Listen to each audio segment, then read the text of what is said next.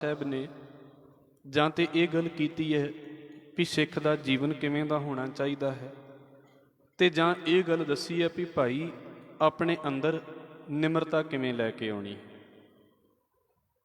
ਮੈਂ ਕੱਲ ਵੀ ਬੇਨਤੀ ਕੀਤੀ ਸੀ, ਗੁਰੂ ਅਮਰਦਾਸ ਸਾਹਿਬ ਮਹਾਰਾਜ ਕਹਿੰਦੇ ਨੇ, ਹਉ ਮੈਂ ਨਾਵੇਂ ਨਾਲ ਵਿਰੋਧ ਹੈ, ਦੋਏ ਨਾ ਵਸੈ ਇਕਠਾਏ। ਨਾਮ ਤੇ ਹੰਕਾਰ ਇੱਕ ਥਾਂ ਦੇ ਉੱਤੇ ਨਹੀਂ ਵਸਦੇ, ਜਾਂ ਤੇ ਨਾਮ ਹੋਵੇਗਾ ਤੇ ਜਾਂ ਹੰਕਾਰ ਹੋਵੇਗਾ। ਤੇ ਜੇ ਨਾਮ ਜਪਣ ਦਾ ਹੰਕਾਰ ਆ ਗਿਆ ਹੈ, ਫਿਰ ਇਹ ਉਹਦੇ ਤੋਂ ਵੀ ਖਤਰਨਾਕ ਗੱਲ ਹੈ, ਜਿਹਨੂੰ ਬਾਬਾ ਫਰੀਦ ਸਾਹਿਬ ਜੀ ਦੇ ਬਚਨਾਂ ਦੇ ਨਾਲ ਅਸੀਂ ਇੱਦਾਂ ਸਮਝ ਸਕਦੇ ਹਾਂ।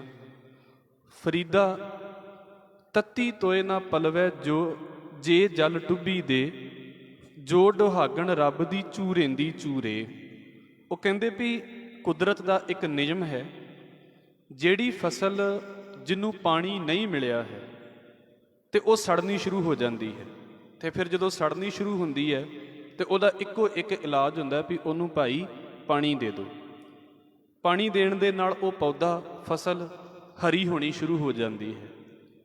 ਪਰ ਨਾਲ ਉਹਨਾਂ ਨੇ ਇੱਕ ਗੱਲ ਕਹੀ ਹੈ, ਜੇ ਭਲਾ ਕੋਈ ਪੌਦਾ ਜਾਂ ਬੂਟਾ ਜਿਹੜਾ ਗਲ ਹੀ ਪਾਣੀ ਦੇ ਵਿੱਚ ਗਿਆ ਹੈ, ਉਹਦਾ ਕੀ ਇਲਾਜ ਕਰੋਗੇ? ਸੁੱਕੇ ਦਾ ਇਲਾਜ ਤੇ ਹੈ ਵੀ ਸੁੱਕੇ ਨੂੰ ਪਾਣੀ ਦੇ ਦਿਓ, ਗਲੇ ਦਾ ਕੀ ਇਲਾਜ ਹੈ? ਗਲੇ ਨੂੰ ਤਾਂ ਫਿਰ ਚੁੱਕ ਕੇ ਬਾਹਰ ਹੀ ਸੁੱਟਣਾ ਪੈਂਦਾ ਨਾ। ਇਸ ਕਰਕੇ ਨਾਮ ਜਪਣ ਦੀ ਹਉਮੈ ਉਹਦੇ ਤੋਂ ਵੀ ਜ਼ਿਆਦਾ ਖਤਰਨਾਕ ਹੈ। ਬਾਹਰ ਦੀ ਹਉਮੈ ਤੇ ਇੱਥੇ ਆ ਕੇ ਖਤਮ ਹੋ ਗਈ, ਤੇ ਪਰ ਜਿਹੜੀ ਇੱਥੇ ਆ ਕੇ ਹਉਮੈ ਚੰਬੜ ਗਈ, ਇਹ ਉਹਦੇ ਤੋਂ ਵੀ ਜ਼ਿਆਦਾ ਖਤਰਨਾਕ ਹੈ। ਸੇਵਾ ਨਹੀਂ ਕੀਤੀ ਅਜੇ ਇੱਕ ਪਾਸਾ ਹੈ, ਜੇ ਸੇਵਾ ਕਰਕੇ ਹਉਮੈ ਆ ਗਈ ਹੈ ਤੇ ਇਹ ਫਿਰ ਉਹਦੇ ਤੋਂ ਵੀ ਖਤਰਨਾਕ ਖੇਡ ਹੋ ਗਈ ਹੈ। ਇਹਨੂੰ ਗੁਰੂ ਅਰਜਨ ਸਾਹਿਬ ਮਹਾਰਾਜ, ਗੁਰੂ ਤੇਗ ਬਹਾਦਰ ਸਾਹਿਬ ਸੱਚੇ ਪਾਤਸ਼ਾਹ ਇੱਦਾਂ ਕਹਿੰਦੇ ਨੇ, ਤੁਹਾਨੂੰ ਸ਼ਬਦ ਯਾਦ ਹੈ, ਤੀਰਥ ਬਰਤ ਅਰ ਦਾਨ ਕਰ, ਮਨ ਮੈਂ ਧਰੈ ਗੁਮਾਨ। ਵੇਖਣ ਨੂੰ ਤੀਰਥਾਂ ਦੇ ਉੱਤੇ ਜਾਣਾ ਬੜਾ ਵਧੀਆ ਕੰਮ ਲੱਗਦਾ ਹੈ, ਵਰਤ ਰੱਖਣੇ ਬੜਾ ਵਧੀਆ ਕੰਮ ਲੱਗਦਾ ਹੈ। ਸਾਡਾ ਇਹ ਵਿਧਾਨ ਨਹੀਂ, ਦੁਨੀਆ ਬੜਾ ਵਧੀਆ ਉਹਨੂੰ ਮੰਨਦੀ ਹੈ ਜਿਹੜਾ ਇਹ ਕੰਮ ਕਰਦਾ ਹੋਵੇ, ਦਾਨ ਕਰਦਾ ਹੈ ਜਿਹੜਾ ਬੰਦਾ। ਪਰ ਨਾਲ ਗੁਰੂ ਤੇਗ ਬਹਾਦਰ ਸਾਹਿਬ ਮਹਾਰਾਜ ਕੀ ਕਹਿੰਦੇ ਵੀ ਜੇ ਉਹਨੂੰ ਇਹਨਾਂ ਚੀਜ਼ਾਂ ਦਾ ਗੁਮਾਨ ਹੈ ਵੀ ਹਾਂ ਮੈਂ ਕਰਦਾ ਹਾਂ, ਤੇ ਕਿੱਦਾਂ ਦੀ ਗੱਲ ਹੈ? ਨਾਨਕ ਨਿਹਫਲ ਜਾਤ ਤੇ ਜਿਉਂ ਕੁੰਚਰ ਇਸ਼ਨਾਨ। ਇਹ ਤੇ ਹਾਥੀ ਦਾ ਇਸ਼ਨਾਨ ਹੈ। ਹਾਥੀ ਦਾ ਇਸ਼ਨਾਨ ਇੱਦਾਂ ਦਾ ਹੁੰਦਾ ਹੈ ਵੀ ਜੇ ਅੱਧਾ ਪੌਣਾ ਘੰਟਾ ਉਹ ਨਦੀ ਦੇ ਵਿੱਚ ਜਾਂ ਕਿਤੇ ਨਹਾਉਂਦਾ ਰਵੇ ਨਾ, ਤੇ ਬਾਹਰ ਨਿਕਲਦਾ ਹੈ ਜਦੋਂ, ਤਾਂ ਫਿਰ ਉਹ ਜਿਹੜਾ ਉੱਥੇ ਰੇਤ ਪਈ ਹੁੰਦੀ ਹੈ ਜਾਂ ਖੇ ਪਈ ਹੁੰਦੀ ਹੈ, ਸੁੰਡ ਦੇ ਨਾਲ ਚੁੱਕ ਕੇ ਤੇ ਵਾਪਸ ਆਪਣੇ ਸਰੀਰ ਤੇ ਪਾ ਲੈਂਦਾ। ਜਿੰਨਾ ਚਿਰ ਪਾਣੀ 'ਚ ਰਿਹਾ ਉਹਨਾਂ ਚਿਰ ਸਾਫ਼ ਹੈ, ਬਾਹਰ ਆਉਂਦਿਆਂ ਫਿਰ ਲਿਬੜ ਗਿਆ। ਜਿੰਨਾ ਚਿਰ ਤੀਰਥ ਕੀਤਾ, ਦਾਨ ਪੁੰਨ ਕੀਤਾ, ਤੇ ਬੰਦਾ ਆਪਣੇ ਆਪ ਨੂੰ ਬੜਾ ਨਿਮਰ ਮੰਨਦਾ, ਬੜਾ ਆਪਣੇ ਆਪ ਨੂੰ ਧਾਰਮਿਕ ਬੰਨਿਆ। ਜਦੋਂ ਬਾਹਰ ਆ ਕੇ ਕਹਿਤਾ ਵੀ ਮੈਂ ਇੰਨਾ ਕੁਝ ਕਰਦਾ ਹਾਂ, ਸਤਿਗੁਰੂ ਕਹਿੰਦੇ ਤੇ ਸਮਝ ਲਓ ਹਾਥੀ ਦਾ ਇਸ਼ਨਾਨ ਹੋ ਗਿਆ, ਵੀ ਬਾਹਰ ਆਉਂਦਿਆਂ ਹੀ ਲਿਬੜ ਗਿਆ ਹੈ। ਇਸ ਕਰਕੇ ਇਹਨਾਂ ਨੂੰ ਸਮਝਣ ਦੀ ਲੋੜ ਹੈ। ਭਾਈ ਗੁਰਦਾਸ ਸਾਹਿਬ ਨੇ ਜਿਹੜੀ ਉਦਾਹਰਨ ਦਿੱਤੀ ਹੈ, ਕਹਿੰਦੇ ਨੇ, ਦੋਏ ਦੇਹ ਚੰਦ ਅਲੋਪ ਹੋਏ, ਤੀਆ ਦਿਨ ਚੜ੍ਹਦਾ ਹੋਏ ਨਿੱਕਾ। ਨਿੱਕਾ ਦਾ ਮਤਲਬ ਛੋਟਾ ਜਿਹਾ। ਆਪ ਜੀ ਸਾਰਿਆਂ ਨੂੰ ਇਸ ਗੱਲ ਦਾ ਪਤਾ ਹੋਵੇਗਾ, ਮੱਸਿਆ ਵਾਲੇ ਦਿਨ ਚੰਦਰਮਾ ਨਜ਼ਰ ਨਹੀਂ ਆਉਂਦਾ, ਤੇ ਪੁੰਨਿਆਂ ਵਾਲੇ ਦਿਨ ਉਹ ਬਿਲਕੁਲ ਪੂਰੇ ਚਾਨਣ ਦੇ ਵਿੱਚ ਨਜ਼ਰ ਆ ਰਿਹਾ ਹੁੰਦਾ। ਔਰ ਇਹ ਗੁਰਮਤਿ ਦਾ ਤੇ ਵਿਧਾਨ ਨਹੀਂ ਹੈ, ਪਰ ਕਈ ਲੋਕ ਜਿਹੜੇ ਨੇ ਉਹ ਵੇਖੋ, ਜਦੋਂ ਮੱਸਿਆ ਨਿਕਲਦੀ ਹੈ ਤੇ ਤੀਜ ਦੇ ਚੰਦਰਮਾ ਨੂੰ ਮੱਥਾ ਟੇਕਣਾ ਬੜਾ ਚੰਗਾ ਮੰਨਦੇ ਨੇ, ਵੀ ਤੀਜ ਦਾ ਚੰਦਰਮਾ ਚੜ੍ਹਿਆ ਹੈ ਤੇ ਇਹਨੂੰ ਮੱਥਾ ਟੇਕੋ। ਨਜ਼ਰ ਵੀ ਬਿਲਕੁਲ ਛੋਟਾ ਜਿਹਾ ਆਉਂਦਾ, ਤੁਸੀਂ ਵੇਖੋ ਬਿਲਕੁਲ ਥੋੜ੍ਹਾ ਜਿਹਾ ਨਜ਼ਰ ਆਉਂਦਾ ਹੈ, ਏਡਾ ਵੱਡਾ ਨਜ਼ਰ ਨਹੀਂ ਆਉਂਦਾ, ਫਿਰ ਹੌਲੀ ਹੌਲੀ ਵੱਡਾ ਹੁੰਦਾ ਹੈ। ਇਹਦਾ ਭਾਵ ਇੱਥੇ ਇਹ ਨਹੀਂ ਹੈ ਵੀ ਭਾਈ ਗੁਰਦਾਸ ਸਾਹਿਬ ਕਹਿੰਦੇ ਮੱਥਾ ਟੇਕੋ। ਭਾਈ ਗੁਰਦਾਸ ਸਾਹਿਬ ਇੱਕ ਉਦਾਹਰਨ ਲੈ ਰਹੇ ਨੇ ਵੀ ਵੇਖੋ, ਦੋਏ ਦੇਹ ਚੰਦ ਅਲੋਪ ਹੋਏ, ਇੱਕ ਤੇ ਮੱਸਿਆ ਵਾਲੇ ਦਿਨ ਅਲੋਪ ਰਹਿੰਦਾ ਹੈ, ਨਜ਼ਰ ਨਹੀਂ ਆਉਂਦਾ, ਉਤੋਂ ਅਗਲੇ ਦਿਨ ਵੀ ਨਜ਼ਰ ਨਹੀਂ ਆਉਂਦਾ ਲਗਭਗ। ਤੀਆ ਦਿਨ ਚੜ੍ਹਦਾ, ਤੀਜਾ ਜਿਹੜਾ ਦਿਨ ਆਉਂਦਾ ਹੈ ਨਾ, ਉਹ ਬੜਾ ਛੋਟਾ ਜਿਹਾ ਹੋ ਕੇ ਤੇ ਚੰਦਰਮਾ ਚੜ੍ਹ ਜਾਂਦਾ ਹੈ। ਉੱਠ ਉੱਠ ਜਗਤ ਜੁਹਾਰਦਾ, ਗਗਨ ਮਹੇਸ਼ਵਰ ਮਸਤਕ ਟਿੱਕਾ। ਜਦੋਂ ਉਹ ਤੀਜ ਦਾ ਚੰਦਰਮਾ ਹੁੰਦਾ ਹੈ ਤੇ ਲੋਕ ਉਹਨੂੰ ਮੱਥਾ ਟੇਕਦੇ ਨੇ। ਮੈਂ ਫਿਰ ਕਹਿ ਦੇਵਾਂ, ਇੱਥੇ ਇਹ ਨਾ ਸਮਝਿਓ ਵੀ ਭਾਈ ਗੁਰਦਾਸ ਸਾਹਿਬ ਕਹਿੰਦੇ ਵੀ ਉਹਨੂੰ ਮੱਥਾ ਟੇਕਣਾ ਹੈ, ਚੰਦਰਮਾ ਨੂੰ ਮੱਥਾ ਨਹੀਂ ਟੇਕਣਾ। ਅਸੀਂ ਸਿਰਫ ਇੱਕ ਉਦਾਹਰਣ ਸਮਝੀ ਹੈ, ਸਾਰਾ ਸੰਸਾਰ ਉਹਨੂੰ ਮੱਥਾ ਟੇਕਦਾ ਹੈ। ਗਗਨ ਮਹੇਸ਼ਵਰ ਮਸਤਕ ਟਿੱਕਾ। ਆਪ ਜੀ ਨੇ ਸ਼ਿਵ ਜੀ ਦੀ ਇੱਕ ਫੋਟੋ ਵੇਖੀ ਹੋਵੇਗੀ। ਉਹਨਾਂ ਦਾ ਜਿਹੜਾ ਜੂੜਾ ਹੈ, ਉਹਨਾਂ ਦੇ ਜੂੜੇ ਦੇ ਨਾਲ ਕਿਸੇ ਵੇਲੇ ਚੰਦਰਮਾ ਦੀ ਜਿਹੜੀ ਹੈ ਉਹਨਾਂ ਨੇ ਇੱਕ ਫੋਟੋ ਲਾਈ ਹੁੰਦੀ ਹੈ, ਇੱਕ ਚੀਜ਼ ਲਾਈ ਹੁੰਦੀ ਹੈ, ਜੇਕਰ ਆਪ ਜੀ ਨੇ ਉਹਨੂੰ ਵੇਖਿਆ ਹੋਵੇ। ਹੁਣ ਕਹਿੰਦੇ ਵੀ ਜਿੱਦਾਂ ਉਹ ਫੋਟੋ ਦੇ ਵਿੱਚ, ਕਿਉਂਕਿ ਮੂਰਤੀਆਂ ਉਦੋਂ ਵੀ ਬਣਦੀਆਂ ਸੀ, ਤੇ ਉਹ ਇਦਾਂ ਲੱਗਦਾ ਨਾ ਵੀ ਸ਼ਿਵ ਦੇ ਜੂੜੇ ਦੇ ਵਿੱਚ ਉਹ ਚੰਦਰਮਾ ਹੈ। ਜਿਹੜਾ ਚੰਦਰਮਾ ਆਕਾਸ਼ ਦੇ ਵਿੱਚ ਇਦਾਂ ਨਜ਼ਰ ਆਉਂਦਾ ਹੈ। ਗਗਨ ਮਹੇਸ਼ਰ ਮਸਤਕ ਟਿੱਕਾ, ਸਮਝ ਲਓ ਵੀ ਆਕਾਸ਼ ਰੂਪ ਜਿਹੜਾ ਸ਼ਿਵ ਹੈ ਨਾ, ਆਕਾਸ਼ ਦੇ ਵਿੱਚ ਉਹ ਟਿੱਕਾ ਲੱਗਾ ਹੋਇਆ ਹੈ, ਚੰਦਰਮਾ ਇਦਾਂ ਦਾ ਹੈ। ਫਿਰ ਕੀ ਹੈ? 16 ਕਲਾ ਸੰਘਾਰੀ ਹੈ, ਸਫਲ ਜਨਮ ਸੋ ਹੈ ਕਲ ਇੱਕਾ। ਰੋਜ਼ ਉਹ ਵੱਧਦਾ ਹੈ ਤੇ 16 ਕਲਾ ਵੱਧਦਾ ਹੈ। ਕਲਾ ਵਧਣ ਦਾ ਮਤਲਬ ਹੁੰਦਾ ਹੈ ਰੋਜ਼ ਉਹਦੀ ਤਾਕਤ ਵੱਡੀ ਹੁੰਦੀ ਜਾਂਦੀ ਹੈ। ਤੁਸੀਂ ਨਿਗਾਹ ਕਰੋਗੇ ਤੇ ਪਹਿਲਾਂ ਚੰਦਰਮਾ ਤੀਜੇ ਦਿਨ ਬਿਲਕੁਲ ਛੋਟਾ ਜਿਹਾ ਹੁੰਦਾ, ਚੌਥੇ ਦਿਨ ਥੋੜ੍ਹਾ ਜਿਹਾ ਵੱਡਾ ਹੋ ਜਾਂਦਾ, ਪੰਜਵੇਂ ਦਿਨ ਹੋਰ ਵੱਡਾ ਨਜ਼ਰ ਆਉਂਦਾ ਹੈ। ਉਹ ਉੱਦਾਂ ਦਾ ਰਹਿੰਦਾ ਹੈ, ਸਾਡੀ ਨਜ਼ਰ ਦੇ ਵਿੱਚ ਉਹਨੂੰ ਵੱਖਰਾ ਨਜ਼ਰ ਆਉਂਦਾ। 16ਵੇਂ ਦਿਨ ਜਾ ਕੇ ਫਿਰ ਉਹ ਘਟਣਾ ਸ਼ੁਰੂ ਹੋ ਜਾਂਦਾ ਹੈ। 16 ਕਲਾ ਜਦੋਂ ਉਹ ਤਿਆਰ ਹੋ ਜਾਂਦਾ ਹੈ, 16 ਕਲਾ ਸੰਘਾਰੀ ਹੈ, ਘਟਣੀਆਂ ਸ਼ੁਰੂ ਹੋ ਜਾਂਦੀਆਂ ਨੇ। ਸਫਲ ਜਨਮ ਸੋ ਹੈ ਕਲ ਇੱਕਾ, ਫਿਰ ਇੱਕ ਦਿਨ ਇੱਕ ਕਲਾ ਵਾਲਾ ਹੋ ਜਾਂਦਾ, ਫਿਰ ਇੱਕ ਦਿਨ ਬਿਲਕੁਲ ਛੋਟਾ ਹੋ ਜਾਂਦਾ ਹੈ ਕਿ ਇੰਨੀ ਕਲਾ ਵੀ ਨਜ਼ਰ ਵੀ ਨਹੀਂ ਆ ਰਿਹਾ। ਅੰਮ੍ਰਿਤ ਕਿਰਨ ਸੁਹਾਵਣੀ ਨਿਝਰ ਚਰੈ ਸਿੰਜੇ ਸਹਿ ਸਿੱਕਾ। ਹੁਣ ਕੀ ਹੈ ਵੀ ਉਹ ਚੰਦਰਮਾ ਨੂੰ ਜਿਹੜਾ ਨਾ, ਉਹ ਠੰਡ ਦਾ ਪ੍ਰਤੀਕ ਮੰਨਿਆ ਜਾਂਦਾ ਹੈ।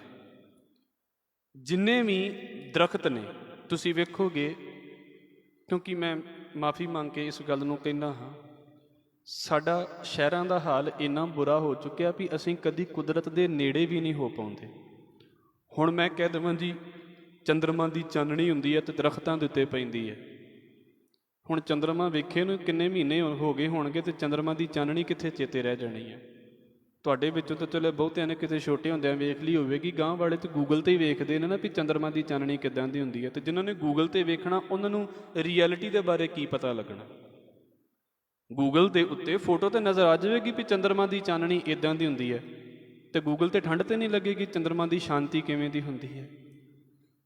ਧੁੱਪ ਜਦੋਂ ਸੂਰਜ ਦੀ ਪੈਂਦੀ ਹੈ ਤੇ ਵੇਖੋ ਸਾਡੇ ਉੱਤੇ ਧੁੱਪ ਪਵੇ ਤੇ ਸਾਨੂੰ ਸੇਕ ਦਿੰਦੀ ਹੈ ਉਹ ਧੁੱਪ, ਪਰ ਉਹੀ ਜਦੋਂ ਚਾਨਣੀ ਚੰਦਰਮਾ ਦੀ ਆਉਂਦੀ ਹੈ ਤੇ ਉਹ ਸੀਤਲਤਾ ਦਿੰਦੀ ਹੈ, ਠੰਡ ਦਿੰਦੀ ਹੈ। ਦਰਖਤ ਦੇ ਉੱਤੇ ਵੀ ਜਦੋਂ ਪੈਂਦੀ ਹੈ ਨਾ ਉਹ, ਤੇ ਉਹਨਾਂ ਦੇ ਪੱਤਿਆਂ ਦੇ ਵਿੱਚੋਂ ਦੀ ਕ੍ਰੋਸ ਹੋ ਕੇ ਨਿਕਲਦੀ ਹੈ। ਜਦੋਂ ਤੁਹਾਡੇ ਸਾਹਮਣੇ ਆ ਝੂਮਰ ਨੇ, ਇਹਨਾਂ ਦੇ ਬਲਬ ਦੇ ਅੰਦਰ ਹੀ ਲੱਗੇ ਨੇ ਨਾ, ਪਰ ਇਹਨਾਂ ਦੇ ਵਿੱਚੋਂ ਦੀ ਲਾਈਟ ਹੋ ਕੇ ਬਾਹਰ ਨਿਕਲਦੀ ਪਈ ਹੈ। ਇੱਦਾਂ ਹੀ ਦਰਖਤ ਜਿਹੜੇ ਹੁੰਦੇ ਨੇ ਉਹਨਾਂ ਦੇ ਉੱਤੇ ਜਦੋਂ ਚੰਦਰਮਾ ਦੀ ਰਾਤ ਨੂੰ ਰੌਸ਼ਨੀ ਪੈਂਦੀ ਹੈ ਤੇ ਉਹ ਕੀ ਹੁੰਦਾ ਹੈ, ਅੰਮ੍ਰਿਤ ਕਿਰਨ ਸੁਹਾਵਣੀ, ਬੜੀ ਸੋਹਣੀ ਲੱਗਦੀ ਹੈ ਉਹ ਕਿਰਨ, ਬੜੇ ਕਮਾਲ ਦਾ ਨਜ਼ਾਰਾ ਲੱਗਦਾ ਹੈ ਉਹ। ਨਿਝਰ ਝਰੈ ਸਿੰਜੇ ਸਹਿ ਸਿੱਕਾ, ਉਹ ਕਹਿੰਦੇ ਸਮਝ ਲਓ ਵੀ ਜਿੱਦਾਂ ਬਾਰਿਸ਼ ਹੁੰਦੀ ਹੈ ਨਾ, ਇੱਦਾਂ ਉਹ ਕਿਰਨਾਂ ਪੈ ਰਹੀਆਂ ਨੇ ਚੰਦਰਮਾ ਦੀਆਂ ਦਰਖਤਾਂ ਦੇ ਉੱਤੇ ਜਾਂ ਹੋਰ ਥਾਵਾਂ ਦੇ ਉੱਤੇ। ਸੀਤਲ ਸ਼ਾਂਤ ਸੰਤੋਖ ਦੇ ਸਹਿਜ ਸੰਜੋਗੀ ਰਤਨ ਅਮਿਕਾ। ਹੁਣ ਜਿਹੜਾ ਚੰਦਰਮਾ ਹੈ ਨਾ, ਉਹਨੂੰ ਸੀਤਲਤਾ ਦਾ ਪ੍ਰਤੀਕ ਮੰਨਿਆ ਜਾਂਦਾ ਹੈ। ਵੈਸੇ ਚੰਦਰਮਾ ਦੀ ਆਪਣੀ ਕੋਈ ਰੌਸ਼ਨੀ ਨਹੀਂ ਹੈ, ਇਹ ਸਾਨੂੰ ਸਕੂਲਾਂ ਦੇ ਵਿੱਚ ਪੜ੍ਹਾਇਆ ਗਿਆ। ਚੰਦਰਮਾ ਦੀ ਆਪਣੀ ਰੌਸ਼ਨੀ ਨਹੀਂ, ਇਹ ਸੂਰਜ ਦੀ ਰੌਸ਼ਨੀ ਵਰਤਦਾ ਹੈ। ਹੁਣ ਕੀ ਹੈ, ਸੂਰਜ ਜਿਹੜਾ ਹੈ ਉਹ ਇੰਨਾ ਤਪਸ਼ ਵਾਲਾ ਹੈ, ਉਹਦਾ ਸੇਕ ਤੇ ਅਸੀਂ ਮਹਿਸੂਸ ਕਰ ਹੀ ਲੈਂਦੇ ਹਾਂ। ਹੁਣ ਸੂਰਜ ਦੇ ਕੋਲੋਂ ਜਿਹੜੀ ਰੌਸ਼ਨੀ ਹੈ ਉਹ ਚੰਦਰਮਾ ਨੇ ਲਈ ਹੈ, ਪਰ ਚੰਦਰਮਾ ਨੂੰ ਬਿਲਕੁਲ ਠੰਡ ਦਾ ਪ੍ਰਤੀਕ ਮੰਨਿਆ ਜਾਂਦਾ ਹੈ, ਚੰਦਰਮਾ ਨੂੰ ਸ਼ਾਂਤੀ ਦਾ ਪ੍ਰਤੀਕ ਮੰਨਿਆ ਜਾਂਦਾ ਹੈ।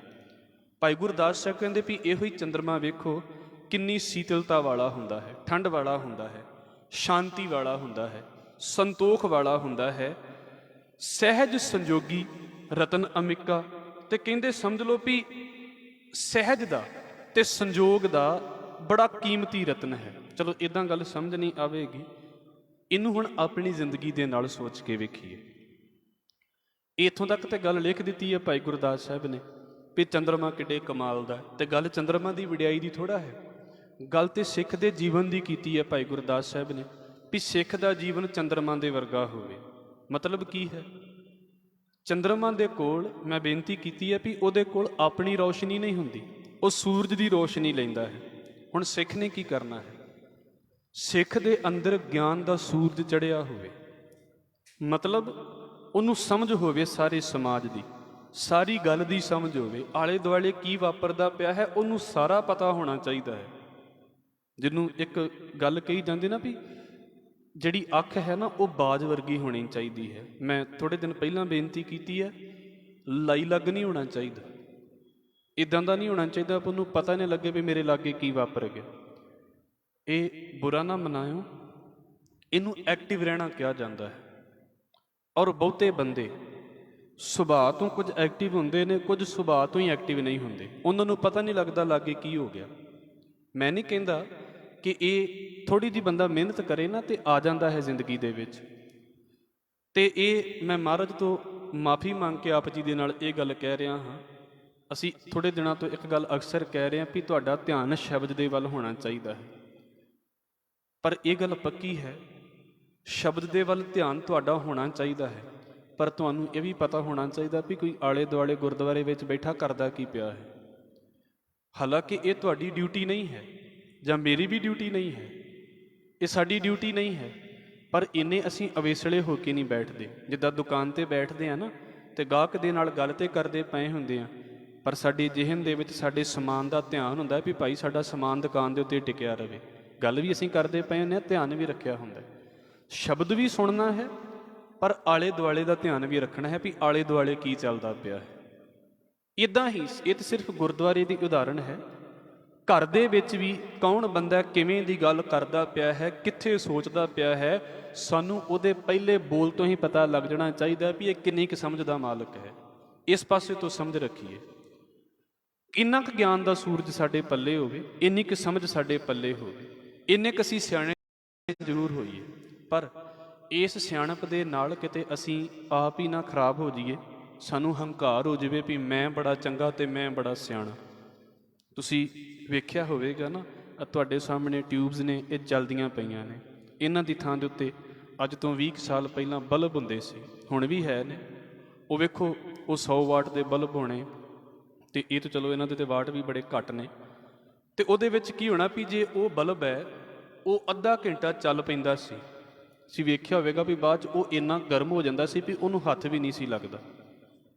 ਜੇ ਇੱਕਦਮ ਚੱਲਦਾ ਚੱਲਦਾ ਸੜ ਗਿਆ, ਕਿਤੇ ਬਦਲਣਾ ਪੈ ਗਿਆ, ਤੇ ਉਹਨੂੰ ਹੱਥ ਵੀ ਨਹੀਂ ਸੀ ਲੱਗਦਾ। ਹੁਣ ਟਿਊਬਾਂ ਤੁਹਾਡੇ ਸਾਹਮਣੇ ਨੇ, ਇਹਨੂੰ ਭਾਵੇਂ ਚੱਲਦੀਆਂ ਨੂੰ ਵੀ ਹੱਥ ਲਾ ਲਓ, ਹੱਥ ਨਹੀਂ ਸਾੜਦੀਆਂ, ਇਹ ਠੰਡੀਆਂ ਹੁੰਦੀਆਂ ਨੇ। ਜਿਹੜਾ ਗਿਆਨ ਹੁੰਦਾ ਨਾ, ਅਸਲ ਦੇ ਵਿੱਚ ਸਮਝ ਹੁੰਦੀ ਹੈ, ਅਕਲ ਹੁੰਦੀ ਹੈ, ਉਹ ਉਸ ਬਲਬ ਵਰਗੀ ਹੁੰਦੀ ਹੈ। ਤੇ ਜੇ ਜਿੱਦਾਂ ਬਲਬ ਰੋਸ਼ਨੀ ਤੇ ਕਰਦਾ ਹੈ ਪਰ ਆਪਣੇ ਆਪ ਨੂੰ ਸੇਕ ਰੱਖਦਾ ਨਾ, ਪੂਰਾ ਸਾੜ ਕੇ ਰੱਖਦਾ ਹੈ, ਕੱਲੀ ਜਿਹੜੀ ਜਾਣਕਾਰੀ ਹੁੰਦੀ ਹੈ ਨਾ, ਉਹ ਇੱਦਾਂ ਬੰਦੇ ਨੂੰ ਸਾੜ ਕੇ ਰੱਖ ਦਿੰਦੀ ਹੈ। ਨਾਲੇ ਤਾਂ ਬੰਦਾ ਹੋਈ ਜਾਂਦਾ ਵੀ ਮੈਨੂੰ ਬੜਾ ਪਤਾ, ਮੈਨੂੰ ਬੜੀ ਸਮਝ, ਤੇ ਨਾਲੇ ਬੰਦਾ ਹੰਕਾਰੀ ਹੋਈ ਜਾਂਦਾ ਹੈ। ਜਿੱਦਾਂ ਮੋਮਬੱਤੀ, ਉਹ ਜਗਦੀ ਤੇ ਹੈ ਪਰ ਨਾਲੇ ਨਾਲ ਸੜੀ ਵੀ ਜਾਂਦੀ ਹੈ, ਚਾਨਣ ਤੇ ਕਰਦੀ ਹੈ ਪਰ ਨਾਲੇ ਨਾਲ ਸੜੀ ਜਾਂਦੀ ਹੈ। ਸਾਡੇ ਅੰਦਰ ਨਾ ਸਮਝ ਹੋਵੇ, ਮੈਂ ਜਿਹੜੀ ਬੇਨਤੀ ਕਰਦਾ ਪਿਆ ਹਾਂ, ਸਮਝ ਹੋਵੇ, ਸਮਝ ਹੋਣੀ ਚਾਹੀਦੀ ਹੈ, ਪਰ ਇਹ ਸਮਝ ਇੱਦਾਂ ਨਾ ਹੋਵੇ ਵੀ ਸਾਨੂੰ ਹੀ ਸਾੜ ਕੇ ਰੱਖ ਦੇਵੇ। ਇਹ ਸਮਝ ਸ਼ਾਂਤੀ ਵਾਲੀ ਹੋਣੀ ਚਾਹੀਦੀ ਹੈ, ਟਿਕਾ ਵਾਲੀ ਹੋਣੀ ਚਾਹੀਦੀ ਹੈ। ਜਿੱਦਾਂ ਮੈਂ ਬੇਨਤੀ ਕੀਤੀ ਹੈ ਆਪ ਜੀ ਦੇ ਅੱਗੇ ਕਿ ਸਤਿਗੁਰੂ ਕਹਿੰਦੇ ਤੀਰਥ ਵਰਤ ਅਰਦਾਨ ਕਰ ਮਨ ਮੈਂ ਧਰਿਆ ਗੁਮਾਨ। ਬੜੀ ਸਮਝ ਹੈ ਇਹਨੂੰ ਤੀਰਥਾਂ ਦੇ ਉੱਤੇ ਜਾਣ ਦੀ, ਪਰ ਨਾਲ ਕੀ ਹੈ, ਜਦੋਂ ਹੰਕਾਰੀ ਹੋ ਜਾਂਦਾ ਤੇ ਇਹਦੀ ਹਾਲਤ ਉਸ ਬਲਬ ਵਰਗੀ ਹੋ ਜਾਂਦੀ ਹੈ ਜਿਹੜਾ ਆਪਣੇ ਆਪ ਨੂੰ ਸਾੜਦਾ ਹੀ ਪਿਆ ਹੈ, ਮਨ ਮੈਂ ਧਰਿਆ ਗੁਮਾਨ। ਔਰ ਧਾਰਮਿਕ ਬੰਦਿਆਂ ਨੂੰ ਸਮਝ ਦੀ ਘਾਟ ਨਹੀਂ ਹੈ। ਜੇ ਅਸੀਂ ਕਹੀਏ ਨਾ ਵੀ ਕੁਝ ਨਹੀਂ ਪਤਾ, ਕੋਈ ਇੰਨਾ ਅਣਜਾਣ ਨਹੀਂ ਹੈ ਦੁਨੀਆ ਦੇ ਵਿੱਚ ਵੀ ਉਹਨੂੰ ਪਤਾ ਨਹੀਂ ਹੈ ਵੀ ਕੀ ਕਰਨਾ ਤੇ ਕੀ ਨਹੀਂ ਕਰਨਾ। ਕੋਈ ਐਡਾ ਅਣਜਾਣ ਨਹੀਂ ਹੈ ਇਸ ਦੁਨੀਆ ਦੇ ਵਿੱਚ, ਹਰ ਇੱਕ ਨੂੰ ਪਤਾ ਹੈ। ਬਿਮਾਰੀ ਹੋਵੇ ਨਾ, ਸਾਰੇ ਪਰਹੇਜ਼ ਰੱਖਣਾ ਸ਼ੁਰੂ ਕਰ ਦਿੰਦੇ ਨੇ, ਉੱਦਾਂ ਭਾਵੇਂ ਕੋਈ ਨਾ ਰੱਖੇ। ਸਰਦੀਆਂ ਆ ਗਈਆਂ, ਸਾਰੇ ਆਪਣੇ ਆਪ ਨੂੰ ਤਿਆਰੀ ਕਰਨ ਲੱਗ ਪੈਂਦੇ ਨੇ ਨਾ। ਕੋਈ ਨਾ ਸਮਝ ਨਹੀਂ ਹੈ ਇਸ ਦੁਨੀਆ ਦੇ ਵਿੱਚ। ਮਾਲਕ ਨੇ ਜਿਹਨੂੰ ਦਿਮਾਗ ਦਿੱਤਾ ਹੈ ਉਹਨੂੰ ਸਮਝ ਪਾ ਦਿੱਤੀ ਹੈ। ਸੁਰਤ ਵੀ ਹੋਣਾ ਕੋਈ ਨਾ ਕੀ, ਮਾਲਕ ਨੇ ਸੁਰਤ ਤੋਂ ਬਿਨਾਂ ਨੇ ਕੋਈ ਪੈਦਾ ਕੀਤਾ, ਪਰ ਕਾਰਨ ਕੀ ਹੈ, ਇਹਨੂੰ ਇੱਦਾਂ ਸਮਝਣਾ ਹੈ ਉਹ ਸੁਰਤ ਮੈਨੂੰ ਸ਼ਾਂਤੀ ਦਿੰਦੀ ਆ ਕਿ ਨਹੀਂ। ਧਾਰਮਿਕ ਬੰਦਿਆਂ ਦੇ ਵਿੱਚ ਅਕਲ ਬੜੀ ਕਮਾਲ ਦੀ ਹੁੰਦੀ ਹੈ। ਵਲੀ ਕੰਧਾਰੀ ਨੂੰ ਅਸੀਂ ਪੜ੍ਹਦੇ ਹਾਂ, ਤੇ ਕੀ ਵਲੀ ਕੰਧਾਰੀ ਧਾਰਮਿਕ ਨਹੀਂ ਸੀ? ਧਾਰਮਿਕ ਤੇ ਉਹ ਵੀ ਸੀ, ਪਰ ਗੁੱਸਾ ਕਿੰਨਾ ਹੈ ਵੀ ਪਾਣੀ ਉਹਨਾਂ ਨੂੰ ਦੇਣਾ ਹੈ ਜਿਹੜੇ ਮੱਥੇ ਟੇਕਣਗੇ। ਇੱਦਾਂ ਨਹੀਂ ਹੋ ਜਾਂਦਾ ਧਾਰਮਿਕ ਦੁਨੀਆ ਦੇ ਵਿੱਚ ਵੀ ਭਾਈ ਮੈਂ ਹਾਂ ਤੇ ਧਾਰਮਿਕ, ਤੇ ਆਪਣੇ ਆਪ ਨੂੰ ਹੀ ਸਾੜ ਕੇ ਰੱਖ ਲਿਆ। ਭਾਈ ਗੁਰਦਾਸ ਸਾਹਿਬ ਕਹਿੰਦੇ ਸਿੱਖ ਦਾ ਜੀਵਨ ਚੰਦਰਮਾ ਵਰਗਾ ਹੋਵੇ, ਇਹਨੂੰ ਗਿਆਨ ਦਾ ਸੂਰਜ ਇਹਦੇ ਅੰਦਰ ਚੜ੍ਹਿਆ ਹੋਵੇ। ਸਸ ਕਰ ਸੂਰ ਵਸੈ ਮਿਟੈ ਅੰਧਿਆਰਾ, ਗਿਆਨ ਦਾ ਸੂਰਜ ਬਿਲਕੁਲ ਚੜ੍ਹਿਆ ਹੋਵੇ, ਸਾਰੀ ਸਿੱਖੀ ਦੀ ਸਮਝ ਹੋਵੇ, ਬਾਣੀ ਦੀ ਸਮਝ ਹੋਵੇ, ਦੁਨੀਆਦਾਰੀ ਦੀ ਸਮਝ ਹੋਵੇ, ਰਾਜਨੀਤੀ ਦੀ ਸਮਝ ਹੋਵੇ, ਪਰ ਇਸੇ ਚੀਜ਼ ਨਾਲ ਆਪਣੇ ਆਪ ਨੂੰ ਕਿਤੇ ਸਾੜ ਹੀ ਨਾ ਲਵੇ। ਉਹਦੇ ਅੰਦਰ ਸ਼ਾਂਤੀ ਹੋਣੀ ਚਾਹੀਦੀ ਹੈ। ਇੰਨੀ ਇਨਫੋਰਮੇਸ਼ਨ ਨੌਲੇਜ ਲੈਣ ਤੋਂ ਬਾਅਦ ਚੁੱਪ ਕਰਕੇ ਟਿਕ ਕੇ ਬੈਠਾ ਹੋਵੇ, ਇਹ ਹੈ ਅਸਲ ਦੇ ਵਿੱਚ ਚੰਦਰਮਾ ਵਾਲਾ ਸੁਭਾਅ। ਸੀਤਲ, ਸ਼ਾਂਤ, ਸੰਤੋਖ ਦੇ ਉਹਦੇ ਲਾਗੇ ਬੈਠ ਕੇ ਨਾ ਕਿਸੇ ਨੂੰ ਸ਼ਾਂਤੀ ਆਉਣੀ ਚਾਹੀਦੀ ਹੈ। ਮੈਂ ਅਕਸਰ ਇਸ ਗੱਲ ਨੂੰ ਕਹਿਣਾ ਹੁੰਦਾ, ਦੋ ਜਾਣਿਆਂ ਦੇ ਲਾਗੇ ਲੋਕ ਬੈਠਣਗੇ, ਇੱਕ ਤੇ ਉਹ ਨੇ ਜਿਹਦੇ ਲਾਗੇ ਬੈਠਿਆ ਕੁਝ ਸਿੱਖਿਆ ਨਹੀਂ, ਬਸ ਕੁਝ ਨਹੀਂ ਸਿੱਖਿਆ ਤੇ ਬਸ ਆਪਣੇ ਟਾਈਮ ਪੂਰਾ ਕਰਕੇ ਤੇ ਖਤਮ ਹੋ ਗਿਆ। ਇੱਕ ਹੁੰਦਾ ਹੈ ਵੀ ਤੁਹਾਡੇ ਲਾਗੇ ਕੋਈ ਆ ਕੇ ਬੈਠੇ, ਚਲੋ ਗੱਲਾਂ ਤੇ ਸਿੱਖ ਕੇ ਜਾਣੀਆਂ ਨੇ ਜਿਹੜੀਆਂ ਕਰਕੇ ਗਿਆ ਹੈ, ਉਹਨੂੰ ਸ਼ਾਂਤੀ ਕਿੰਨੀ ਕੁ ਮਹਿਸੂਸ ਹੋਈ ਹੈ, ਉਹਨੂੰ ਟਿਕਾ ਕਿੰਨਾ ਕੁ ਮਹਿਸੂਸ ਹੋਇਆ ਹੈ। ਔਰ ਇਹ ਸਾਡੇ ਇੱਦਾਂ ਦੀ ਖੇਡ ਹੈ, ਸਾਡੇ ਬੋਲਾਂ ਤੋਂ ਅਗਲੇ ਬੋਲ ਨੇ। ਜਦੋਂ ਸਾਡੇ ਮੂੰਹ ਤੋਂ ਬੋਲ ਨਿਕਲਦੇ ਨੇ ਨਾ, ਮੈਨੂੰ ਮਾਫ ਕਰ ਦਿਓ, ਮੈਂ ਅਜੇ ਇਸ ਗੱਲ ਦੇ ਵਿੱਚ ਪੂਰਾ ਨਹੀਂ ਵੀ ਮੈਂ ਕਹਾਂ ਜੀ ਮੈਂ ਤੁਹਾਨੂੰ ਦੱਸੀ ਜਾਣਾ, ਪਰ ਸਾਡੇ ਬੋਲਾਂ ਦੇ ਵਿੱਚ ਸ਼ਾਂਤੀ ਹੋਣੀ ਚਾਹੀਦੀ ਹੈ। ਮੈਂ ਅਕਸਰ ਆਪ ਜੀ ਦੇ ਨਾਲ ਇਹ ਉਦਾਹਰਨ ਸਾਂਝੀ ਕਰਦਾ ਹੁੰਦਾ, ਉਹ ਤੁਸੀਂ ਵੀ ਟੀਵੀ ਦੇ ਉੱਤੇ ਵੇਖਿਆ ਹੋਵੇਗਾ ਕਈ ਵਾਰ, ਜਦੋਂ ਸਾਨੂੰ ਨਾਟਕ ਵਿਖਾਏ ਜਾਂਦੇ ਸੀ ਤੇ ਖਾਸ ਕਰਕੇ ਜਿਹੜੇ ਰਾਖਸ਼ ਹੁੰਦੇ ਨੇ ਉਹਨਾਂ ਦੇ ਵਾਰੀ ਕੀ ਕੀਤਾ ਜਾਂਦਾ ਵੀ ਉਹ ਮੂੰਹ ਖੋਲਦੇ ਨੇ ਤੇ ਉਹਨਾਂ ਦੇ ਮੂੰਹ ਦੇ ਵਿੱਚੋਂ ਅੱਗ ਨਿਕਲਦੀ ਹੈ। ਹੁਣ ਇਹਦਾ ਮਤਲਬ ਕੀ ਹੁੰਦਾ? ਇਹ ਪ੍ਰਤੀਕ ਹੁੰਦੇ ਨੇ, ਚਿੰਨ੍ਹ ਹੁੰਦੇ ਨੇ ਵੀ ਇਹ ਕਿਹਦੇ ਲਈ ਗੱਲ ਕੀਤੀ ਜਾ ਰਹੀ ਹੈ। ਅੱਗ ਦਾ ਮਤਲਬ ਕੀ ਹੈ? ਵੀ ਭਾਈ ਜਦੋਂ ਉਹ ਗੱਲ ਕਰਦੇ ਨੇ ਤਾਂ ਸਮਝ ਲਓ ਅਗਲੇ ਨੂੰ ਸਾੜ ਕੇ ਰੱਖ ਦਿੰਦੇ ਨੇ। ਹੋਰ ਉੱਦਾਂ ਥੋੜ੍ਹਾ ਅੱਗ ਮੂੰਹ ਦੇ ਵਿੱਚੋਂ ਨਿਕਲਦੀ ਹੈ ਕਿਤੇ। ਤੇ ਦੂਜਾ ਪਾਸਾ ਵੇਖੋ ਤੁਸੀਂ, ਜਦੋਂ ਕਿਸੇ ਦੇਵਤੇ ਦੀ ਫੋਟੋ ਬਣਾਉਣਗੇ, ਮੇਰਾ ਕੋਈ ਯਕੀਨ ਨਹੀਂ ਇਹਨਾਂ ਦੇ ਵਿੱਚ, ਇਹ ਸਿੰਬਲ ਹੁੰਦੇ ਨੇ, ਇਹਨਾਂ ਨੂੰ ਸਮਝਣਾ ਹੁੰਦਾ ਹੈ। ਤੁਸੀਂ ਵੇਖੋਗੇ ਉਹਨਾਂ ਦੇ ਹੱਥ ਦੇ ਵਿੱਚ ਫੁੱਲ ਫੜਾਇਆ ਹੋਇਆ ਹੈ, ਉਹਨਾਂ ਦੇ ਹੱਥ ਦੇ ਵਿੱਚ ਸ਼ਾਂਤੀ ਵਾਲੀਆਂ ਚੀਜ਼ਾਂ ਨੇ, ਤੁਹਾਨੂੰ ਮਿਊਜ਼ਿਕ ਵਾਲੀ ਚੀਜ਼ ਮਿਲ ਜਾਵੇਗੀ। ਉਹਨਾਂ ਦੇ ਕੋਲ ਇੱਦਾਂ ਦੀ ਕੋਈ ਚੀਜ਼ ਨਹੀਂ। ਜੇ ਹਥਿਆਰ ਵੀ ਹੈ ਤੇ ਉਹ ਇੰਝ ਲੱਗੇਗਾ ਵੀ ਭਾਈ ਬੜਾ ਚੰਗਾ ਲੱਗਦਾ ਪਿਆ ਇਹਨਾਂ ਦੇ ਹੱਥ ਦੇ ਵਿੱਚ। ਰਾਖਸ਼ ਦੇ ਹੱਥ ਦੇ ਵਿੱਚ ਉਹੀ ਫੜਾਇਆ ਤੇ ਇੰਝ ਲੱਗਦਾ ਵੀ ਇਹ ਦੈਂਤ ਵਾਲਾ ਕੰਮ ਕਰੀ ਜਾਂਦਾ, ਇਹ ਤੇ ਹੁਣੇ ਮਾਰੇਗਾ। ਮੇਰੇ ਕੋਲ ਜਦੋਂ ਕੋਈ ਆ ਕੇ ਬੈਠਦਾ ਹੈ, ਮੇਰੇ ਮੂੰਹ ਦੇ ਵਿੱਚੋਂ ਕਿਹੜੀਆਂ ਗੱਲਾਂ ਨਿਕਲਦੀਆਂ ਨੇ? ਅੱਗ ਹੀ ਤੇ ਨਹੀਂ ਨਿਕਲੀ ਜਾਂਦੀ ਕਿਤੇ, ਕਿਉਂਕਿ ਅੱਗ ਤਾਂ ਨਿਕਲੇਗੀ ਵੀ ਸੂਰਜ ਦੀ ਗਰਮੀ ਤੇ ਬਹੁਤ ਹੈ ਅੰਦਰ, ਪਰ ਚੰਦਰਮਾ ਵਾਲੀ ਸ਼ਾਂਤੀ ਨਹੀਂ। ਲਾਗੇ ਬੈਠਣਾ ਕੋਈ ਪਸੰਦ ਨਹੀਂ ਕਰਦਾ ਹੈ। ਸੀਤਲ, ਸ਼ਾਂਤ, ਸੰਤੋਖ ਦੇ ਭਾਈ, ਜਿੱਦਾਂ ਸ਼ੀਤਲਤਾ ਦਿੰਦਾ ਹੈ ਨਾ ਚੰਦਰਮਾ, ਪਹਿਲਾਂ ਆਪਣੇ ਆਪ ਨੂੰ ਠੰਡਾ ਰੱਖੋ ਤੇ ਬਾਅਦ 'ਚ ਦੂਜਿਆਂ ਨੂੰ ਤੁਸੀਂ ਠੰਡਾ ਰੱਖਣ ਦੀ ਕੋਸ਼ਿਸ਼ ਕਰੋ। ਹੌਸਲਾ ਤੇ ਹੋਵੇ, ਸੁਭਾਅ ਦੇ ਵਿੱਚ ਟਿਕਾ ਤੇ ਹੋਵੇ। ਫਿਰ ਨਾਲ ਇੱਕ ਹੋਰ ਆਪ ਜੀ ਦੇ ਅੱਗੇ ਬੇਨਤੀ ਕਰ ਦੇਵਾਂ, ਸਹਿਜ ਸੰਜੋਗੀ। ਇਹ ਨਾ ਸਹਿਜ ਵਾਲਾ ਹੈ। ਚੰਦਰਮਾ ਦੇ ਵਿੱਚ ਤੁਸੀਂ ਸੂਰਜ ਦੇ ਸਾਹਮਣੇ, ਆ ਪਿੱਛੇ ਗਰਮੀ ਨਿਕਲ ਕੇ ਗਈ ਹੈ, ਹੁਣ ਤੇ ਮੌਸਮ ਥੋੜ੍ਹਾ ਜਿਹਾ ਠੀਕ ਹੋ ਗਿਆ, 15 ਮਿੰਟ ਓਨੀ ਗਰਮੀ ਦੇ ਵਿੱਚ ਬਹਿਣਾ ਪੈ ਜਾਵੇ ਤੇ ਵੇਖੋ ਸਰੀਰ ਦਾ ਕੀ ਹਾਲ ਹੋ ਜਾਂਦਾ। ਤੇ ਚੰਦਰਮਾ ਦੇ ਵਿੱਚ, ਚਾਨਣੀ ਦੇ ਵਿੱਚ ਲੋਕ ਬਾਹਰ ਸੌਂਦੇ ਨੇ, ਛੱਤਾਂ ਦੇ ਉੱਤੇ ਸੌਂਦੇ ਨੇ, ਵੇਖੋ ਸਾਰੀ ਸਾਰੀ ਰਾਤ ਸੁੱਤੇ ਰਹਿੰਦੇ ਨੇ। ਕੀ ਦਿੱਕਤ ਕਰਦਾ? ਚਾਨਣ ਵਾਧੂ ਦਾ। ਅਸਲ ਦੇ ਵਿੱਚ ਇੰਨਾ ਸਹਿਜ ਹੋਵੇ, ਟਿਕਾ ਹੋਵੇ। ਗੱਲ ਤੇ ਸੀ ਵੀ ਸਿੱਖਣਾ ਕਿਹਦੇ ਕੋਲੋਂ ਹੈ? ਭਾਈ ਗੁਰਦਾਸ ਸਾਹਿਬ ਕਹਿੰਦੇ ਵੀ ਚੰਦਰਮਾ ਦੇ ਕੋਲੋਂ ਸਿੱਖ ਲਓ, ਵੀ ਤੁਹਾਡੇ ਪੱਲੇ ਵੀ ਸਾਰਾ ਕੁਝ ਹੋਵੇ ਪਰ ਸ਼ਾਂਤੀ ਚੰਦਰਮਾ ਵਰਗੀ ਹੋਵੇ। ਕਰੇ ਹਨੇਰੋਂ ਚਾਨਣਾ। ਚੰਦਰਮਾ ਕੀ ਕਰਦਾ ਹੈ? ਹਨੇਰੇ ਤੋਂ ਚਾਨਣ ਕਰ ਦਿੰਦਾ ਹੈ। ਔਰ ਵੇਖਿਓ ਕਿਤੇ ਇੱਥੇ ਤੇ ਸਾਡੇ ਆਲੇ ਦੁਆਲੇ ਬਿਲਡਿੰਗਸ ਜਿਹੜੀਆਂ ਵੱਡੀਆਂ ਨੇ, ਵੀ ਸਾਨੂੰ ਨਜ਼ਰ ਹੀ ਨਹੀਂ ਬਹੁਤੀ ਵਾਰ ਆਉਂਦਾ, ਪਰ ਤੁਸੀਂ ਕਿਤੇ ਖੁੱਲੀਆਂ ਥਾਵਾਂ ਦੇ ਉੱਤੇ ਜਾ ਕੇ ਵੇਖੋਗੇ ਨਾ, ਤੇ ਚੰਦਰਮਾ ਦੀ ਖਾਸ ਕਰਕੇ ਜਦੋਂ ਰਾਤ ਨਿਤਰੀ ਹੁੰਦੀ ਆ, ਤਾਰੇ ਚੜ੍ਹੇ ਹੁੰਦੇ ਨੇ, ਤੇ ਪੁੰਨਿਆਂ ਵਾਲੀ ਰਾਤ ਦੇ ਵਿੱਚ ਇੰਨਾ ਚਾਨਣ ਹੁੰਦਾ ਹੈ ਵੀ ਬੰਦੇ ਨੂੰ ਦੂਰ ਫਿਰਦਾ ਬੰਦਾ ਵੀ ਪਹਿਚਾਣ ਲਿਆ ਜਾਂਦਾ ਵੀ ਉਹ ਬੰਦਾ ਉਹ ਫਿਰਦਾ ਪਿਆ ਹੈ। ਘੱਟੋ ਘੱਟ ਲਾਗੇ ਪਈ ਕਿਤਾਬ ਦੇ ਅੱਖਰ ਤੇ ਪੜ੍ਹੇ ਜਾਂਦੇ ਨੇ ਵੀ ਹਾਂ ਮੈਂ ਕੀ ਪੜ੍ਹਦਾ ਪਿਆ ਹਾਂ। ਇੰਨਾ ਕੁ ਚਾਨਣ ਹੁੰਦਾ ਹੈ ਉਸ ਰਾਤ ਦੇ ਵਿੱਚ, ਇੰਨੀ ਚਾਨਣ ਵਾਲੀ ਰਾਤ ਹੁੰਦੀ ਹੈ। ਜੇ ਬੰਦਾ ਬਿਲਕੁਲ ਨਜ਼ਰ ਨਾ ਆਵੇ ਤਾਂ ਤੁਰਿਆ ਫਿਰਿਆ ਤਾਂ ਨਜ਼ਰ ਆ ਹੀ ਜਾਂਦਾ ਵੀ ਲੱਗਦਾ ਪਿਆ ਹੈ ਕਿ ਕੋਈ ਤੁਰਦਾ ਪਿਆ ਹੈ। ਕਿਸੇ ਵੇਲੇ ਬਹੁਤ ਚਿੱਟੀਆਂ ਰਾਤਾਂ ਹੁੰਦੀਆਂ ਨੇ। ਕਰੇ ਹਨੇਰੋਂ ਚਾਨਣਾ, ਡੋਰ ਚਕੋਰ ਧਿਆਨ ਧਰ ਛਿੱਕਾ। ਚਕੋਰ ਦਾ ਸੰਬੰਧ ਚੰਦਰਮਾ ਦੇ ਨਾਲ ਮੰਨਿਆ ਜਾਂਦਾ ਹੈ। ਪੰਛੀ ਹੈ, ਇਹਦੀ ਲਿਵ ਉਹਦੇ ਨਾਲ ਜੁੜੀ ਰਹਿੰਦੀ ਹੈ। ਕਹਿੰਦੇ ਜਿੱਦਾਂ ਚੰਦਰਮਾ ਜਿਹੜਾ ਹੈ ਨਾ ਚਕੋਰ ਦੀ ਲਿਵ ਦਾ ਕਾਰਨ ਹੈ ਨਾ, ਇੱਦਾਂ ਸਿੱਖ ਦਾ ਜਿਹੜਾ ਜੀਵਨ ਹੈ ਉਹ ਲਿਵ ਦਾ ਕਾਰਨ ਹੋਵੇ, ਸ਼ਾਂਤੀ ਹੋਵੇ। ਮੁੱਖ ਭਾਵ ਕੀ ਸੀ? ਵੀ ਭਾਈ ਤੁਹਾਡੇ ਪੱਲੇ ਸਾਰਾ ਕੁਝ ਹੋਵੇ ਪਰ ਤੁਸੀਂ ਸ਼ਾਂਤ ਵੀ ਤੇ ਹੋਵੋ। ਜਿੰਨਾ ਜਿੰਨਾ ਕੁਝ ਆ ਜਾਂਦਾ ਹੈ ਬੰਦੇ ਦੇ ਪੱਲੇ, ਬੰਦਾ ਓਨਾ ਹੀ ਅਸ਼ਾਂਤ ਹੋਣਾ ਸ਼ੁਰੂ ਹੋ ਜਾਂਦਾ ਹੈ। ਪਦਵੀ ਆ ਗਈ, ਬੰਦਾ ਅਸ਼ਾਂਤ ਹੋ ਗਿਆ। ਜ਼ਿਆਦਾ ਪੜ੍ਹਾਈ ਆ ਗਈ, ਬੰਦਾ ਤਾਂ ਵੀ ਅਸ਼ਾਂਤ ਹੋ ਗਿਆ। ਨਵੀਂ ਨੌਕਰੀ ਮਿਲ ਗਈ ਤੁਹਾਨੂੰ ਹੁਣ ਮੈਂ ਦੱਸਾਂਗਾ ਵੀ ਮੈਂ ਕੀ ਕਰ ਸਕਦਾ, ਕਿਉਂਕਿ ਮੈਂ ਤੇ ਅਕਸਰ ਕਹਿੰਦਾ ਹੁੰਦਾ, ਬਹੁਤੇ ਤੇ ਇਸ ਕਰਕੇ ਥੋੜ੍ਹਾ ਪਦਵੀਆਂ ਲੈਂਦੇ ਨੇ ਵੀ ਆਪਾਂ ਸੁੱਖ ਲੈਣਾ ਹੈ, ਬਹੁਤੇ ਇਸ ਕਰਕੇ ਦੱਸਦੇ ਨੇ ਵੀ ਹੁਣ ਮੈਂ ਤੁਹਾਨੂੰ ਦੱਸਾਂਗਾ, ਵੇਖਿਓ ਮੈਨੂੰ ਨੌਕਰੀ ਮਿਲ ਗਈ। ਇਹ ਦੱਸਣ ਨੂੰ ਜਿਹੜਾ ਬਣਿਆ ਜਾਂਦਾ ਨਾ, ਇਹ ਖੁਦ ਬੰਦੇ ਨੂੰ ਸਾੜਦਾ ਹੈ, ਪਹਿਲਾਂ ਸੜਦਾ ਹੈ ਫਿਰ ਦੂਜਿਆਂ ਨੂੰ ਸਾੜਦਾ ਹੈ। ਕਰੇ ਹਨੇਰਾ ਹੁ ਚਾਨਣਾ, ਡੋਰ ਚਕੋਰ ਧਿਆਨ ਧਰ ਛਿੱਕਾ। ਜਿੱਦਾਂ ਚਕੋਰ ਦੇ ਚਾਨਣ ਧਿਆਨ ਦਾ ਕਾਰਨ ਬਣਦਾ ਹੈ ਨਾ, ਸਿੱਖ ਦੀ ਜ਼ਿੰਦਗੀ ਇੱਦਾਂ ਦੀ ਹੋਵੇ ਭਾਈ, ਉਹਨੂੰ ਸਮਝ ਸਾਰਾ ਕੁਝ ਹੋਵੇ, ਉਹਦੇ ਪੱਲੇ ਸਾਰਾ ਕੁਝ ਹੋਵੇ, ਪਰ ਆਪਣੇ ਅੰਦਰ ਇੱਕ ਠੰਡ ਬਣਾ ਕੇ ਚੱਲੇ, ਇੱਕ ਸ਼ਾਂਤੀ ਬਣਾ ਕੇ ਚੱਲੇ। ਆਪ ਗਵਾਏ ਅਮੋਲ ਮਣਿੱਕਾ, ਜਿਹੜਾ ਆਪਣੇ ਆਪ ਨੂੰ ਗਵਾ ਲੈਂਦਾ ਹੈ ਸਿੱਖ। ਮੈਂ ਫੇਰ ਕਹਿ ਦੇਵਾਂ, ਜਿੱਦਣ ਮਹਾਰਾਜ ਨੂੰ ਸਾਡੀ ਲੋੜ ਪੈ ਗਈ ਨਾ, ਮਹਾਰਾਜ ਨੇ ਆਪੇ ਹੀ ਆਵਾਜ਼ ਮਾਰ ਲੈਣੀ ਹੈ। ਕਿਸੇ ਨੂੰ ਦੱਸਣ ਦੀ ਲੋੜ ਨਹੀਂ ਵੀ ਮੈਂ ਕੀ ਹਾਂ ਤੇ ਮੈਂ ਆਉਂ ਹਾਂ ਤੇ ਮੈਨੂੰ ਸੱਦੋ ਤੇ ਮੇਰੇ ਤੋਂ ਬਿਨਾਂ ਸਰਦਾ ਨਹੀਂ। ਨਹੀਂ, ਆਪ ਗਵਾਏ, ਜਿਹੜਾ ਆਪਣੇ ਆਪ ਨੂੰ ਗਵਾ ਲੈਂਦਾ ਹੈ, ਅਮੋਲ ਮਣਿੱਕਾ। ਗੁਰੂ ਨਾਨਕ ਦੇ ਘਰ ਦੇ ਵਿੱਚ ਉਹ ਅਮੋਲਕ ਮੋਤੀ ਬਣ ਜਾਂਦਾ ਹੈ। ਇੱਥੇ ਖੇਡ ਹੈ ਆਪਣੇ ਆਪ ਨੂੰ ਗਵਾਉਣ ਦੀ, ਵੀ ਆਪਣੇ ਆਪ ਨੂੰ ਮੈਂ ਕਿੰਨਾ ਨੀਵਾਂ ਕਰ ਸਕਦਾ ਹਾਂ। ਨੀਵਾਂ ਕਰਨ ਦਾ ਮਤਲਬ ਸੰਗਤ ਨੂੰ ਆਪਣੇ ਤੋਂ ਉੱਚਾ ਮੰਨ ਕੇ ਮੈਂ ਕਿੰਨੀ ਸੇਵਾ ਕਰ ਸਕਦਾ ਹਾਂ। ਇਹ ਇਸ ਪੌੜੀ ਦੀ ਜਿਹੜੀ ਗੱਲ ਹੈ, ਇੱਕ ਜਿਹੜੀ ਪੌੜੀ ਹੈ ਉਹ ਇਹਦੇ ਵਿੱਚ ਹੈ, ਅਸੀਂ ਸਮਝ ਲਈਏ। ਇਹ ਵੀ ਲਗਭਗ ਉਸੇ ਚੀਜ਼ ਦਾ ਖਿਆਲ ਹੈ। ਧਰੂ ਭਗਤ ਦੇ ਬਾਰੇ ਇਹ ਜਿਹੜਾ ਹੈ ਉਹ ਜ਼ਿਕਰ ਹੈ। ਧਰੂ ਭਗਤ ਨਾਮ ਤੁਸੀਂ ਵੈਸੇ ਸੁਣਿਆ ਹੋਵੇਗਾ। ਸਤਿਗੁਰੂ ਗੁਰੂ ਗ੍ਰੰਥ ਸਾਹਿਬ ਮਹਾਰਾਜ ਦੀ ਬਾਣੀ ਦੇ ਵਿੱਚ ਸਿਰਫ 5 ਸਾਲ ਦੀ ਉਮਰ ਮੰਨੀ ਗਈ ਹੈ ਭਗਤ ਧਰੂ ਦੀ।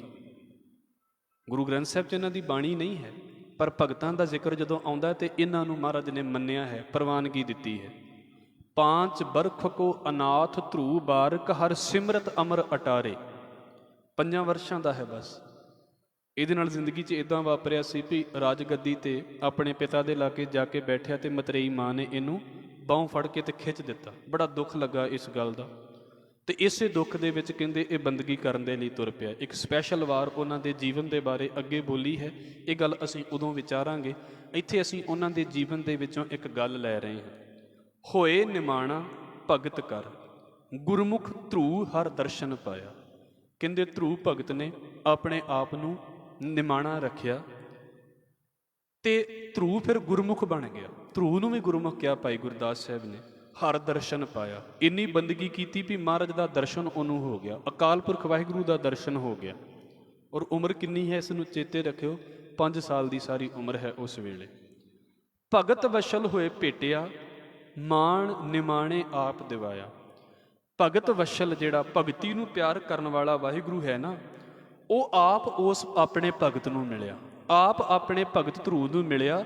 ਮਾਣ ਨਿਮਾਣੇ ਆਪ ਦਿਵਾਇਆ। ਉਹਨੇ ਨਿਮਾਣੇ ਜੇ ਧਰੂ ਨੂੰ ਮਾਣ ਦਿਵਾ ਦਿੱਤਾ, ਜਿਹਨੂੰ ਰਾਜਗੱਦੀ ਤੋਂ ਲਾ ਦਿੱਤਾ ਗਿਆ ਸੀ ਨਾ ਵੀ ਤੂੰ ਉੱਠ, ਉਹਨੂੰ ਰੱਬ ਨੇ ਆਪਣੇ ਰਾਜ ਦੇ ਉੱਤੇ ਬਿਠਾ ਦਿੱਤਾ। ਮਾਣ ਨਿਮਾਣੇ ਆਪ ਦਿਵਾਇਆ। ਮਾਤ ਲੋਕ ਵਿੱਚ ਮੁਕਤ ਕਰ, ਉਹਨੂੰ ਮਾਤ ਲੋਕ ਦੇ ਵਿੱਚ ਹੀ ਮੁਕਤ ਕਰ ਦਿੱਤਾ। ਮਤਲਬ ਇੱਥੇ ਰਹਿੰਦਿਆਂ ਹੀ ਧਰੂ ਭਗਤ ਦੀ ਮੁਕਤੀ ਕਰ ਦਿੱਤੀ ਅਕਾਲ ਪੁਰਖ ਵਾਹਿਗੁਰੂ ਨੇ। ਵਾਸ ਆਗਾਸ, ਨਿਹਚਲ ਵਾਸ ਆਗਾਸ ਚੜਾਇਆ। ਕਹਿੰਦੇ ਉਹਦਾ ਨਿਹਚਲ ਵਾਸਾ ਆਕਾਸ਼ ਦੇ ਵਿੱਚ ਕਰ ਦਿੱਤਾ। ਚਲੋ ਇੱਕ ਪ੍ਰਚਲਿਤ ਖਿਆਲ ਹੈ, ਉਹਦੇ ਵਿੱਚ ਇੱਕ ਨਾ ਜ਼ਿਕਰ ਆਉਂਦਾ ਹੈ, ਤੁਸੀਂ ਸ਼ਾਇਦ ਸੁਣਿਆ ਹੋਵੇਗਾ, ਜਿਹਨੂੰ ਧਰੂ ਤਾਰਾ ਕਿਹਾ ਜਾਂਦਾ ਹੈ। ਸਾਇੰਸ ਦੇ ਵਿੱਚ ਉਹਦਾ ਖਿਆਲ ਕੁਝ ਹੋਰ ਹੈ। ਜਿਹੜਾ ਤਾਰਿਆਂ ਦੇ ਵਿੱਚੋਂ ਸਭ ਤੋਂ ਜ਼ਿਆਦਾ ਚਮਕਦਾਰ ਤਾਰਾ ਹੋਵੇ ਉਹਨੂੰ ਧਰੂ ਤਾਰਾ ਕਿਹਾ ਜਾਂਦਾ ਹੈ। ਉਹਦਾ ਕਾਰਨ ਇਹ ਹੁੰਦਾ ਵੀ ਪੁਰਾਣੇ ਸਮੇਂ ਦੇ ਵਿੱਚ ਜਾਂ ਹੁਣ ਵੀ ਜਦੋਂ ਸਮੁੰਦਰੀ ਰਸਤੇ ਦੇ ਵਿੱਚੋਂ ਜਹਾਜ਼ ਨਿਕਲਦੇ ਨੇ ਤੇ ਉਹਨੂੰ ਉਸ ਤਾਰੇ ਨੂੰ ਧਿਆਨ ਰੱਖ ਕੇ ਤੇ ਡਾਇਰੈਕਸ਼ਨ ਸਿੱਧੀ ਕਰ ਲਈ ਜਾਂਦੀ ਹੈ ਵੀ ਅਸੀਂ ਇਸ ਡਾਇਰੈਕਸ਼ਨ ਦੇ ਵਿੱਚ ਜਾਣਾ ਹੈ। ਇੱਥੇ ਤੇ ਸੜਕਾਂ ਤੇ ਚੱਲ ਲਿਆ, ਪਾਣੀ ਦੇ ਵਿੱਚ ਕਿੱਥੇ ਸੜਕ ਬਣੀ ਹੈ, ਉੱਥੇ ਵੀ ਇੱਕ ਤਰੀਕੇ ਨਾਲ ਜਾਣਾ ਪੈਂਦਾ। ਉਹਨੂੰ ਧਰੂ ਤਾਰਾ ਕਿਹਾ ਜਾਂਦਾ ਹੈ। ਵੈਸੇ ਤਾਰਿਆਂ ਦਾ ਸਮੂਹ ਹੁੰਦਾ ਹੈ, ਇਸ ਕਰਕੇ ਬਾਕੀ ਤਾਰਿਆਂ ਦੇ ਨਾਲੋਂ ਉਹ ਜ਼ਿਆਦਾ ਚਮਕਦਾ ਹੁੰਦਾ ਹੈ। ਭਗਤੀ ਭਾਵਨਾ ਦੇ ਵਿੱਚ ਇਹ ਗੱਲ ਕਹੀ ਜਾਂਦੀ ਹੈ ਕਿ ਅਕਾਲ ਪੁਰਖ ਵਾਹਿਗੁਰੂ ਨੇ ਉਹਨੂੰ ਆਕਾਸ਼ ਤੋਂ ਚੁੱਕ ਕੇ, ਵਾਹਿਗੁਰੂ ਧਰਤੀ ਤੋਂ ਚੁੱਕ ਕੇ ਤੇ ਆਕਾਸ਼ ਦੇ ਵਿੱਚ ਟਿਕਾ ਦਿੱਤਾ ਹੈ ਵੀ ਜਿੱਦਾਂ ਬਾਕੀ ਤਾਰੇ ਨੇ ਨਾ, ਉਹਨਾਂ ਦੇ ਵਿੱਚੋਂ ਧਰੂ ਕੱਲਾ ਹੀ ਸਭ ਤੋਂ ਜ਼ਿਆਦਾ ਚਮਕਦਾ ਹੈ। ਇੱਥੇ ਉਹ ਗੱਲ ਕੀਤੀ ਗਈ ਹੈ, ਨਿਹਚਲ ਵਾਸ ਆਗਾਸ ਚੜਾਇਆ, ਉਹਦਾ ਆਕਾਸ਼ ਦੇ ਵਿੱਚ ਵਾਸਾ ਕਰ ਦਿੱਤਾ।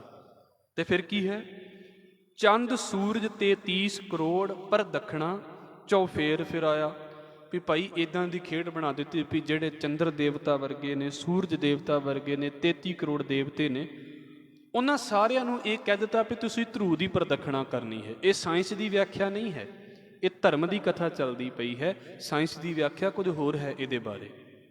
ਤੇ ਉੱਥੇ ਕੀ ਹੈ, ਮਤਲਬ ਕਿ ਹੈ ਤੇ ਧਰੂ ਉਮਰ ਦੇ ਵਿੱਚੋਂ ਛੋਟਾ, ਪਰ ਜਿੰਨੇ ਵੱਡੇ ਕਹਾਉਂਦੇ ਦੇਵੀ ਦੇਵਤੇ ਨੇ ਇਹ ਸਾਰੇ ਇਹਦੇ ਅਧੀਨ ਹੋ ਕੇ ਤੇ ਇਹਦੀ ਪ੍ਰਦਖਣਾ ਕਰਦੇ ਨੇ। ਪ੍ਰਦਖਣਾ ਉਹਦੀ ਕੀਤੀ ਜਾਂਦੀ ਹੈ ਜਿਹੜਾ ਆਪਣੇ ਤੋਂ ਵੱਡਾ ਹੋਵੇ, ਆਪਣੇ ਤੋਂ ਵੱਡਾ ਹੋਵੇ। ਜਿੱਦਾਂ ਗੁਰੂ ਗ੍ਰੰਥ ਸਾਹਿਬ ਮਹਾਰਾਜ ਦੀ ਅਸੀਂ ਪ੍ਰਦਖਣਾ ਕਰਦੇ ਹਾਂ ਨਾ, ਇੱਦਾਂ ਧਰੂ ਦੀ ਪ੍ਰਦਖਣਾ ਇਹਨਾਂ ਨੇ ਕੀਤੀ।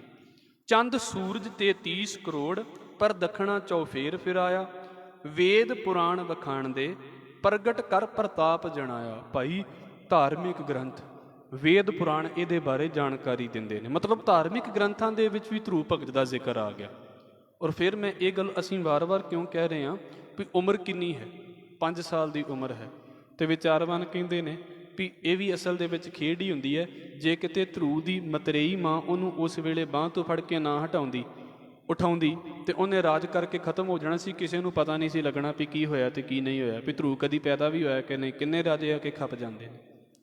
ਉਹ ਬਾਂਹ ਤੋਂ ਫੜ ਕੇ ਉਠਾਉਣਾ ਹੀ ਉਹਦੇ ਲਈ ਕੰਮ ਕਰ ਗਿਆ। ਧਾਰਮਿਕ ਗ੍ਰੰਥ ਵੀ ਉਹਦਾ ਜ਼ਿਕਰ ਕਰਦੇ ਨੇ, ਪ੍ਰਗਟ ਕਰ ਪ੍ਰਤਾਪ ਜਣਾਇਆ, ਅਭਿਗਤ ਗਤ ਅਗੰਮ ਹੈ, ਅਕਤ ਕਥਾ ਵਿਚਾਰ ਨਾ ਆਇਆ। ਭਾਈ ਅਕਾਲ ਪੁਰਖ ਵਾਹਿਗੁਰੂ ਦੀ ਜਿਹੜੀ ਕਥਾ ਹੈ ਨਾ, ਉਹ ਤੇ ਬੋਲਾਂ ਤੋਂ ਪਰੇ ਹੈ। ਧਰੂ ਭਗਤ ਦੀ ਗੱਲ ਕਰਦਿਆਂ ਕਰਦਿਆਂ ਭਾਈ ਗੁਰਦਾਸ ਸਾਹਿਬ ਕਹਿੰਦੇ ਵੀ ਰੱਬ ਦੀ ਕਥਾ ਤੇ ਇਹਦੇ ਤੋਂ ਵੀ ਪਰੇ ਹੈ। ਅਕਥ ਕਥਾ ਵਿਚਾਰ ਨਾ ਆਇਆ, ਉਹਦੀ ਤੇ ਕਥਾ ਦਾ ਵਿਚਾਰ ਹੀ ਨਹੀਂ ਕੀਤਾ ਜਾ ਸਕਦਾ। ਗੁਰਮੁਖ ਸੁਖ ਫਲ ਅਲਖ ਲਿਖਾਇਆ। ਤੇ ਜਿਹੜਾ ਗੁਰਮੁਖ ਹੈ ਨਾ, ਉਹ ਉਸ ਰੱਬ ਦੇ ਨਾਲ ਜੁੜਦਾ ਹੈ ਤੇ ਉਹਨੂੰ ਫਿਰ ਆ ਜਿਹੜਾ ਫਲ ਪ੍ਰਾਪਤ ਹੁੰਦਾ ਹੈ ਰੱਬ ਦੀ ਵਿਚਾਰ ਦਾ। ਇਹਦਾ ਭਾਵ ਕੀ ਹੈ ਜੋ ਅਸੀਂ ਸਾਰੀ ਪੌੜੀ ਵਿਚਾਰੀ ਹੈ, ਮੈਂ ਕੰਕਲੂਜ਼ਨ ਕਰਕੇ ਤੇ ਆਪ ਜੀ ਦੇ ਅੱਗੇ ਰੱਖਣ ਦੀ ਕੋਸ਼ਿਸ਼ ਕਰਾਂ। ਸਿੱਖ ਹੈ, ਸਿੱਖ ਦਾ ਮਤਲਬ ਹੀ ਹੈ ਵੀ ਜਿਹਨੇ ਸਿੱਖਿਆ ਹੈ ਤੇ ਸਿੱਖਣਾ ਹੈ, ਉਹਨੂੰ ਧਾਰਮਿਕ ਜਾਣਕਾਰੀ ਹੋਵੇ, ਉਹਨੂੰ ਸਮਾਜਿਕ ਜਾਣਕਾਰੀ ਹੋਵੇ, ਉਹਨੂੰ ਸਾਰੀ ਇਨਫੋਰਮੇਸ਼ਨ ਹੋਵੇ, ਪਰ ਹੰਕਾਰੀ ਨਾ ਹੋਵੇ, ਨਿਮਰਤਾ ਦੇ ਵਿੱਚ ਹੋਣ ਵਾਲਾ ਹੋਵੇ। ਉਹਦੇ ਪੱਲੇ ਸਰੀਰਕ ਤਾਕਤ ਹੋਵੇ ਤਾਂ ਵੀ ਹੰਕਾਰੀ ਨਾ ਹੋਵੇ। ਮੈਂ ਆਖਰੀ ਗੱਲ ਕਹਿ ਕੇ ਤੇ ਸਮਾਪਤੀ ਕਰਾਂਗਾ। ਖਾਸ ਕਰਕੇ ਸਾਡੇ ਬੱਚੇ ਪੜ੍ਹਦੇ ਨੇ, ਇੱਕ ਪੜ੍ਹਾਈ ਹੁੰਦੀ ਹੈ ਜਿਹੜੀ ਕਿਤਾਬਾਂ ਦੇ ਵਿੱਚ ਹੁੰਦੀ ਹੈ, ਉਹ ਪੜ੍ਹ ਕੇ ਤੇ ਅਸੀਂ ਨੰਬਰ ਲੈਂਦੇ ਹਾਂ। ਇੱਕ ਪੜ੍ਹਾਈ ਉਹ ਹੁੰਦੀ ਹੈ ਜਿਹੜੀ ਸਾਡੇ ਆਲੇ ਦੁਆਲੇ ਚੱਲਦੀ ਪਈ ਹੁੰਦੀ ਹੈ। ਤੇ ਮੈਂ ਇਹ ਵੀ ਆਪ ਜੀ ਦੇ ਅੱਗੇ ਰੱਖ ਦੇਵਾਂ, ਸਾਡੇ ਬੱਚਿਆਂ ਨੂੰ ਕਿਤਾਬੀ ਨੌਲੇਜ ਬਹੁਤ ਜ਼ਿਆਦਾ ਹੈ, ਥੋੜ੍ਹੀ ਨਹੀਂ ਹੈ, ਔਰ ਇਹ ਹੋਣੀ ਚਾਹੀਦੀ ਹੈ ਕਿਉਂਕਿ ਇਹਦੇ ਨਾਲ ਨਾ ਬ੍ਰੇਨ ਸ਼ਾਰਪ ਕੀਤਾ ਜਾਂਦਾ ਹੈ ਅੱਜ ਕੱਲ੍ਹ, ਇਹ ਹੋਣੀ ਚਾਹੀਦੀ ਹੈ। ਪਰ ਸਿਰਫ ਇੱਥੇ ਹੀ ਗੱਲ ਖਤਮ ਨਹੀਂ ਹੋ ਜਾਣੀ ਚਾਹੀਦੀ, ਉਹਨੂੰ ਆਲੇ ਦੁਆਲੇ ਦੀ ਸਮਝ ਹੋਣੀ ਚਾਹੀਦੀ ਹੈ ਵੀ ਆਲੇ ਦੁਆਲੇ ਚੱਲਦਾ ਕੀ ਪਿਆ ਹੈ। ਭਾਵੇਂ ਸਾਡੀ ਬੱਚੀ ਹੈ, ਭਾਵੇਂ ਸਾਡਾ ਬੱਚਾ ਹੈ, ਉਹਨੂੰ ਇਹ ਨਾ ਹੋਵੇ ਵੀ ਉਹਨੂੰ ਕੋਈ ਇਹ ਕਵੇ ਵੀ ਭਾਈ ਮੈਨੂੰ ਆਹ ਗੱਲ ਦੱਸੀ ਤੇ ਅੱਗੋਂ ਕਹਿ ਦੇਵੇ ਇਹ ਤਾਂ ਮੇਰੀ ਕਿਤਾਬ 'ਚ ਲਿਖਿਆ ਹੀ ਨਹੀਂ ਹੈ। ਉਹ ਜਿਹਦੇ ਲਈ ਕਿਤਾਬੀ ਕੀੜਾ ਸ਼ਬਦ ਵਰਤਿਆ ਜਾਂਦਾ। ਪੜ੍ਹੋ ਕਿਤਾਬਾਂ, ਰੋਕ ਨਹੀਂ ਹੈ, ਜਿੰਨਾ ਪੜ੍ਹੋਗੇ ਮਾਲਕ ਕਿਰਪਾ ਕਰੇ ਹੋਰ ਚੜ੍ਹਦੀ ਕਲਾ ਦੇ ਵਿੱਚ ਲੈ ਕੇ ਆਵੇ। ਪੜ੍ਹਨਾ ਜ਼ਰੂਰੀ ਹੈ, ਪਰ ਇਹ ਨਾ ਹੋਵੇ ਵੀ ਆਹ ਤੇ ਗੱਲ ਕਿਤਾਬ 'ਚ ਲਿਖੀ ਨਹੀਂ ਤੇ ਕਿਤਾਬ ਤੋਂ ਬਾਹਰ ਤਾਂ ਮੈਂ ਮੰਨਦਾ ਹੀ ਨਹੀਂ ਕਿਸੇ ਚੀਜ਼ ਨੂੰ। ਉਹਨੂੰ ਕਿਤਾਬ ਤੋਂ ਬਾਹਰ ਦੀ ਦੁਨੀਆ ਦਾ ਵੀ ਪਤਾ ਹੋਵੇ, ਉਹਨੂੰ ਰਾਜਨੀਤੀ ਦੀ ਵੀ ਸਮਝ ਹੋਵੇ ਵੀ ਭਾਈ ਸਾਡੇ ਆਲੇ ਦੁਆਲੇ ਰਾਜਨੀਤੀ ਕੀ ਚੱਲਦੀ ਪਈ ਹੈ, ਆਲੇ ਦੁਆਲੇ ਦੁਨੀਆ ਕਿਹੜੇ ਪਾਸੇ ਨੂੰ ਤੁਰੀ ਜਾਂਦੀ ਹੈ। ਘੱਟੋ ਘੱਟ ਇਹ ਚੀਜ਼ਾਂ, ਇਸ ਪਾਸੇ ਤੋਂ ਉਹਦਾ ਮਾਈਂਡ ਜਿਹੜਾ ਨਾ ਬਹੁਤ ਬਰੋਡ ਹੋਣਾ ਚਾਹੀਦਾ ਹੈ, ਸ਼ਾਰਪ ਹੋਣਾ ਚਾਹੀਦਾ ਹੈ, ਬੜਾ ਤੇਜ਼ ਹੋਣਾ ਚਾਹੀਦਾ ਹੈ। ਪਰ ਇਹ ਨਾ ਹੋਵੇ ਵੀ ਆਪਣੀ ਆਕੜ ਦੇ ਵਿੱਚ ਤੁਰਿਆ ਰਹੇ ਵੀ ਮੈਨੂੰ ਜ਼ਿਆਦਾ ਪਤਾ, ਮੈਂ ਹੀ ਸਾਰਾ ਕੁਝ ਜਾਣਦਾ ਹਾਂ। ਜਿੱਦਾਂ ਅੱਜ ਕੱਲ੍ਹ ਦੇ ਬੱਚੇ, ਉਹਨਾਂ ਨੂੰ ਇੰਝ ਲੱਗਦਾ ਵੀ ਸਾਨੂੰ ਫੋਨ ਚਲਾਉਣਾ ਆਉਂਦਾ ਤੇ ਸਾਡੇ ਮਾਂ ਪਿਓ ਤੇ ਐਵੇਂ ਤੁਰੇ ਫਿਰਦੇ ਨੇ, ਬਖਸ਼ ਲਵੇ ਸਤਿਗੁਰੂ। ਇੱਦਾਂ ਨਹੀਂ, ਉਹਦੇ ਅੰਦਰ ਸ਼ਾਂਤੀ ਵੀ ਬਣਾ ਕੇ ਰੱਖਣੀ ਹੈ ਵੀ ਭਾਈ ਤੈਨੂੰ ਪਤਾ ਵੀ ਸਾਰਾ ਕੁਝ ਹੋਵੇ, ਕਿਸੇ ਲਾਈਨ ਦੇ ਵਿੱਚ ਤੈਨੂੰ ਪਿੱਛੇ ਨਹੀਂ ਰੱਖਣਾ। ਅੱਗੇ ਜਾ ਕੇ ਮਾਸਟਰ ਤੇ ਇੱਕੋ ਦੇ ਵਿੱਚ ਹੀ ਬਣੇਗਾ, ਸਮਝ ਸਾਰੀ ਹੋਵੇ। ਪਰ ਨਾਲ ਕੀ ਹੈ ਭਾਈ, ਇਸ ਗੱਲ ਦਾ ਧਿਆਨ ਰੱਖ ਵੀ ਤੇਰੇ ਅੰਦਰੋਂ ਸ਼ਾਂਤੀ ਨਹੀਂ ਖਤਮ ਹੋਣੀ ਚਾਹੀਦੀ, ਟਿਕਾ ਨਹੀਂ ਖਤਮ ਹੋਣਾ ਚਾਹੀਦਾ। ਤੇਰੀ ਜਾਣਕਾਰੀ, ਤੇਰੀ ਇਨਫੋਰਮੇਸ਼ਨ, ਨੌਲੇਜ ਤੈਨੂੰ ਹੀ ਨਾ ਸੜ ਕੇ ਕਿਤੇ ਸਵਾਹ ਕਰ ਦੇਵੇ। ਇਸ ਕਰਕੇ ਤੂੰ ਨਿਮਰਤਾ ਰੱਖ। ਤੇ ਗੁਰੂ ਘਰ ਦੇ ਵਿੱਚ ਤੇ ਹੈ ਹੀ ਇਹ ਰਸਤਾ ਹੈ ਭਾਈ, ਇੱਥੇ ਨਿਵੈ ਸੋ ਗੌਰਾ ਹੋਏ। ਇੱਥੇ ਜਿਹੜਾ ਨਿਵੇਗਾ ਉਹੀ ਭਾਰਾ ਹੈ। ਆਪਣੇ ਆਪ ਨੂੰ ਸੰਗਤ ਦੇ ਵਿੱਚ ਸੇਵਾ ਕਰਦਿਆਂ, ਕਿਸੇ ਵੀ ਤਰੀਕੇ ਨਾਲ ਗੁਰੂ ਘਰ ਦੇ ਵਿੱਚ ਵਿਚਰਦਿਆਂ ਤੇ ਬਾਹਰ ਵੀ ਵਿਚਰਦਿਆਂ, ਜਿਹੜੇ ਬੰਦੇ ਨੂੰ ਨੀਵਾਂ ਰਹਿਣਾ ਆ ਗਿਆ, ਹੰਕਾਰ ਖਤਮ ਕਰ ਗਿਆ, ਭਾਈ ਗੁਰਦਾਸ ਸਾਹਿਬ ਕਹਿੰਦੇ ਗੁਰੂ ਨਾਨਕ ਦੇ ਘਰ ਦੇ ਵਿੱਚ ਉਹਨੂੰ ਸੁੱਖ ਫਲ ਹੈ, ਉਹਨੂੰ ਸੁੱਖ ਦਾ ਫਲ ਪ੍ਰਾਪਤ ਹੁੰਦਾ ਹੈ। ਬਖਸ਼ ਲਵੇ ਸਤਿਗੁਰੂ। ਤੇ ਚੌਥੀ ਵਾਰ ਦੀ ਅੱਜ ਇੱਥੇ ਸਮਾਪਤੀ ਹੋਈ ਹੈ। ਅੱਗੇ ਜਿੱਦਾਂ ਸਤਿਗੁਰੂ ਸੇਵਾ ਲੈਣਗੇ ਅਸੀਂ ਸਮਝਣ ਦੀ ਕੋਸ਼ਿਸ਼ ਕਰਾਂਗੇ ਜੀ। ਆਪ ਜੀ ਦੇ ਚਰਨਾਂ ਦੇ ਵਿੱਚ ਬੇਨਤੀ ਕਰਦੇ ਹਾਂ, ਹੋਈਆਂ ਭੁੱਲਾਂ ਦੀ ਖਿਮਾ, ਫਤਿਹ ਨਾਲ ਸਾਂਝ ਪਾਓ ਜੀ। ਵਾਹਿਗੁਰੂ ਜੀ ਕਾ ਖਾਲਸਾ, ਵਾਹਿਗੁਰੂ ਜੀ ਕੀ ਫਤਿਹ।